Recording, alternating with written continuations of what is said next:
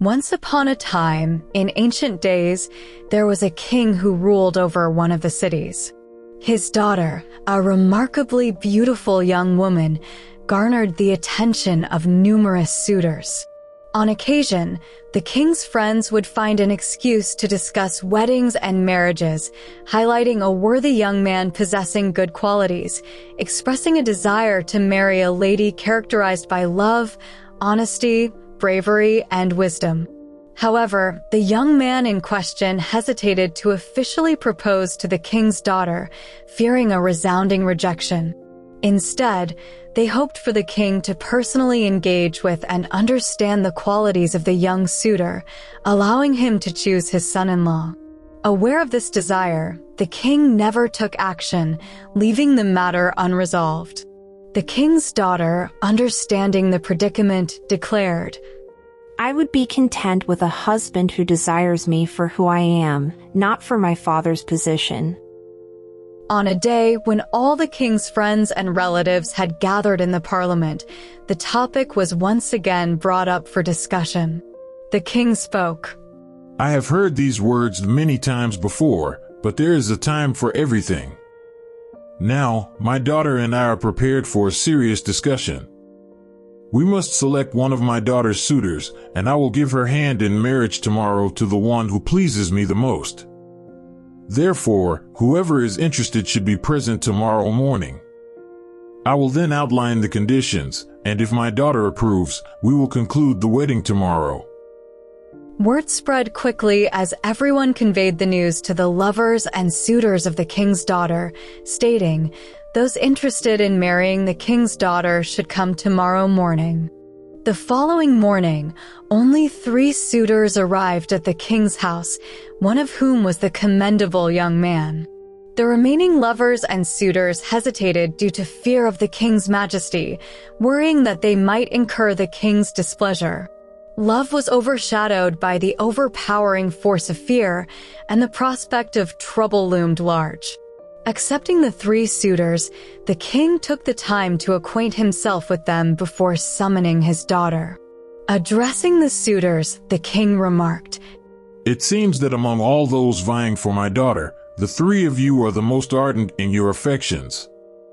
This is my daughter, and if she agrees, we shall hold the wedding ceremony tonight. However, being the king, marrying my daughter comes with specific conditions. The king continued, I will share my stipulations, and I will give you the opportunity to express your thoughts in writing. My daughter and I will then jointly decide how to proceed. My condition for marriage is that I must bind a young man, who loves my daughter, to this pillar. I will then whip him as much as I desire. If he survives, he must reside with my daughter wherever we choose, using his own income to build their life. He should never step foot in my palace, never complain, never seek anything from me, and never expect any assistance. If he mistreats my daughter or parts ways with her, I reserve the right to order his execution. The king concluded, Anyone who is unwilling to propose to my daughter under these conditions must leave this city within 24 hours. They should never return, mention my name or my daughter's name.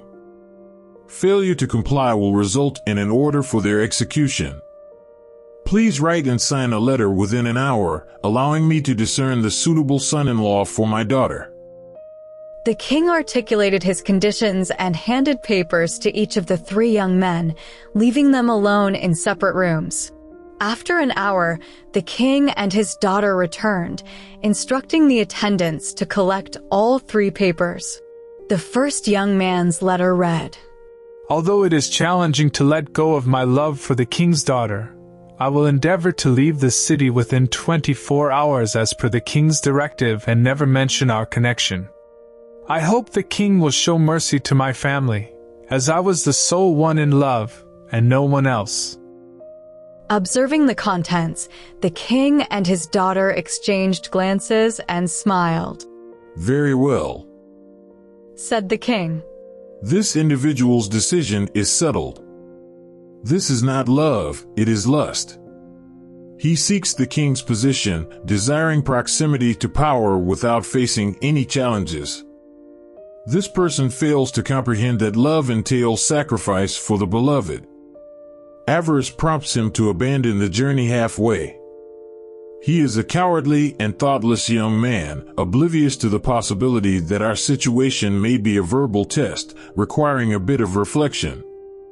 Regardless, everyone knows themselves best. We have no further dealings with this fugitive. Let him leave the city without looking back. We will forget him, and he shall forget us to find peace. Thus, the first suitor was dismissed from the palace, leading to the turn of the second letter. The second suitor's message read, I have been truthful about my love for your daughter. I willingly accept all the conditions for the wedding and am prepared to undergo them. Whip me, and if I survive, I shall fulfill my dream of becoming the husband of the king's daughter. Even if I do not survive, I will mourn her separation in the afterlife because I desire neither a life without love nor death without the king's daughter. After perusing the letter, the king turned to his daughter, inquiring, What are your thoughts? The princess responded, I don't want a husband who is insane. The king commended his daughter, saying, Well done, my daughter, you are correct. This person is willing to be bound to a pillar, endure whipping, and thereafter be under our control like a slave. He would suffer hunger, live in fear of me, and constantly be aware of the king's sword hanging over him for the rest of his life. What is the difference between my daughter and any other girl who has to purchase love at the cost of misery for both? Moreover, I cannot be certain that this person is mentally sound. This young man should seek medical help for his mind and refrain from mentioning my daughter's name again. He is not in love, but rather, he is afflicted with madness. A crazy son-in-law does not appeal to me either. It is preferable for this young man to depart from this city promptly and forget about us. This way, we can forget him, and he can find peace. It was time for the third letter.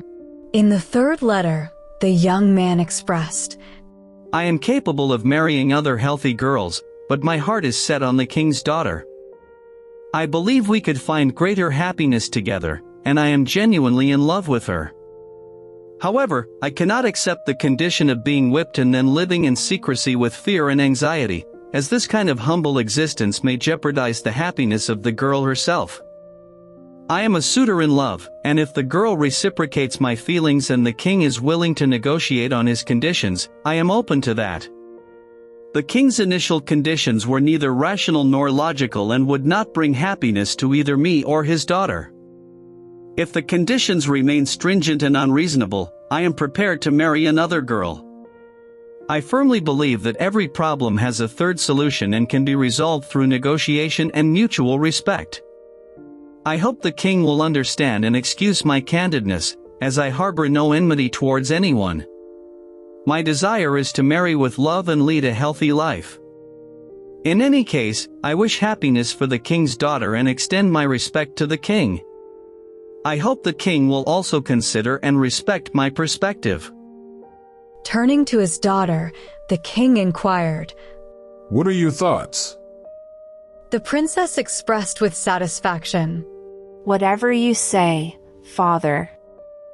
The king chuckled and, in the presence of the third suitor, said to his daughter, Very well. This young man is wise. He understands that my daughter is no different from other girls, but because he loves her more, he believes life with my daughter will be sweeter.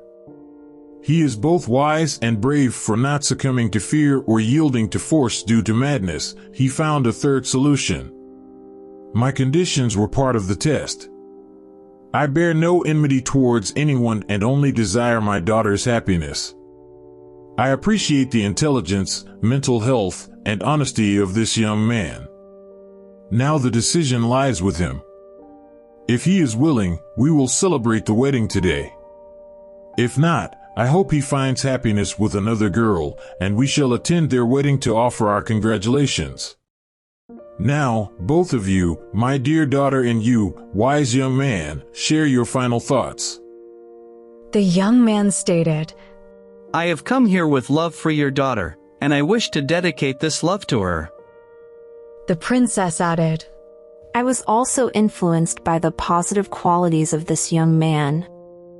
The king concluded, I hereby declare your engagement, and I wish you both a lifetime of happiness together.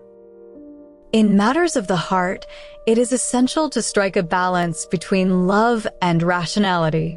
Love is a powerful force that can sweep us off our feet, but it is equally important to engage our minds.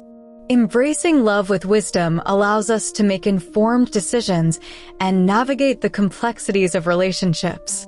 It enables us to assess compatibility, establish boundaries, and communicate effectively.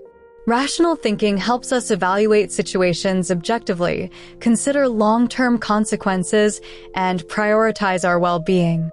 By harmonizing love and rationality, we can experience deeper connections, emotional fulfillment, and build relationships based on trust, understanding, and mutual growth.